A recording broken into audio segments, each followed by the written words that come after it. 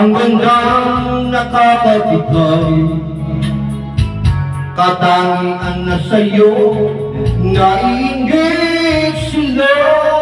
Tulad mo ay isang bulaklak sa hardin, handog ng langit at ako ay inakit. Ngunit bakit ang iyong ganda'y panlabas lang, bumubulag sa kagaya ko, umiibig sa'yo. Ikaw pala ang rosas na walang bango, tika'y dumang puso ko'y sinugatan.